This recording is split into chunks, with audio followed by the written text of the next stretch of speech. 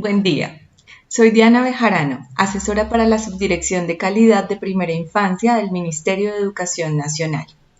Quiero iniciar este video con una pregunta que busca ser sugerente frente a la inmersión que hacen los niños y las niñas en el mundo de la lectura y la escritura en la educación inicial y preescolar. ¿Qué pensarían ustedes si les pregunto? ¿Son la lectura y la escritura un acertijo indescifrable para las niñas y los niños?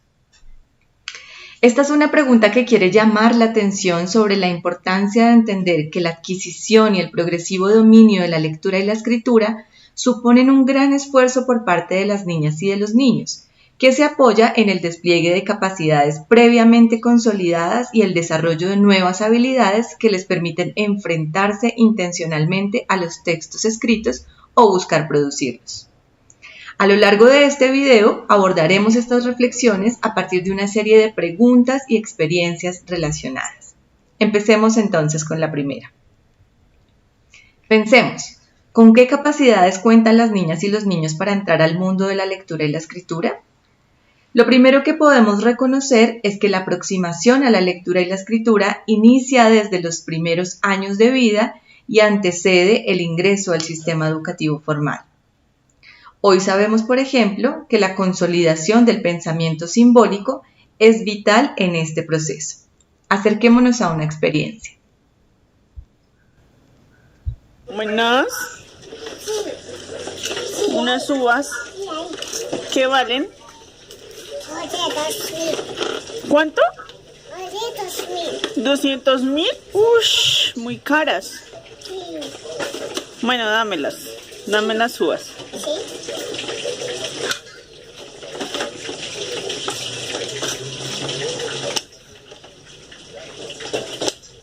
Uvas. ¿Listo? Gracias. Toma. Gracias.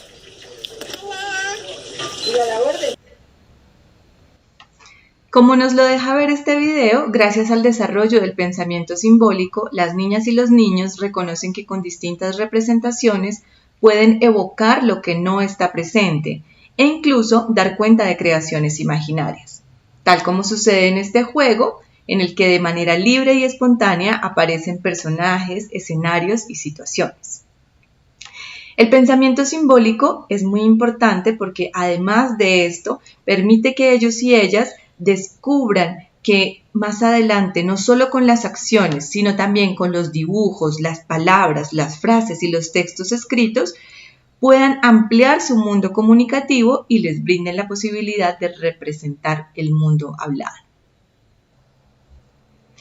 De esta manera podemos afirmar que al llegar al grado transición, las niñas y los niños en mayor o menor medida y de acuerdo con las condiciones de vida de sus familias y comunidades, han estado expuestos a contextos letrados habitados por libros, anuncios, revistas, envolturas con marcas que los han llevado a reconocer que su lengua hablada puede verse reflejada en símbolos que forman palabras, frases y textos. Muchos de ellas y ellos se han relacionado con los libros como objetos valiosos de la cultura. Reconocen su uso, han interiorizado prácticas como pasar las páginas, seguir los textos en una dirección específica y en oportunidades hacen como si estuvieran leyendo.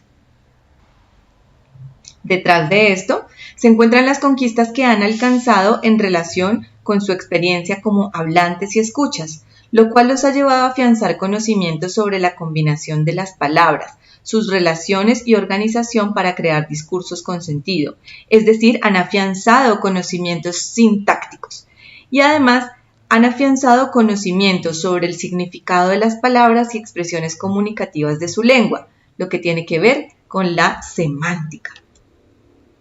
Por todo lo dicho, podemos afirmar que en la primera infancia la pregunta por la lectura y la escritura se afianza progresivamente, al punto en que hacia los 5 y 6 años las niñas y los niños buscan con esmero ser lectores independientes, capaces de desentrañar los textos escritos y de producir los propios. Ellas y ellos cuentan con conocimientos, ideas y capacidades que les permiten acercarse a la lectura y la escritura con seguridad, sin sentirse perdidos o abrumados frente a un acertijo indescifrable.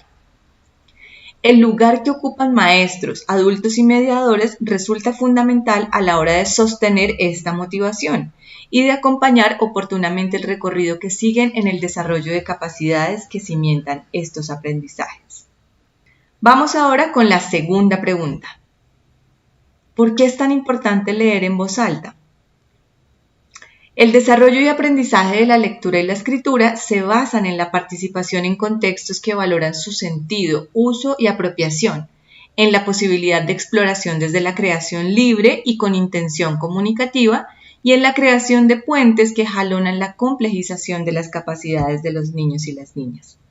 Así, es muy importante que las niñas y los niños se familiaricen con la lectura y la escritura y construyan sus propias ideas acerca de su valor, para que su deseo de conocer y saber más crezca y se afiance.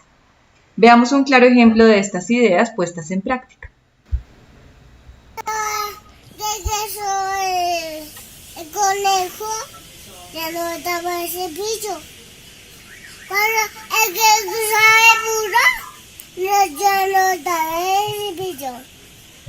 Cuando con la mano se cepillo, había un cepillo alterado, entonces desde una máquina.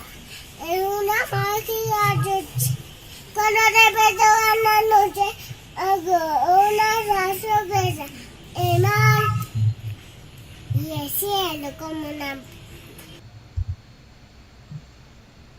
En este video hay mucha fuerza en la aproximación libre a la lectura y en la posibilidad creativa que esto posibilita. Sin duda, leer en voz alta es fundamental para que estas experiencias se detonen. Oír leer en voz alta crea el deseo en las niñas y los niños de leer por sí mismos.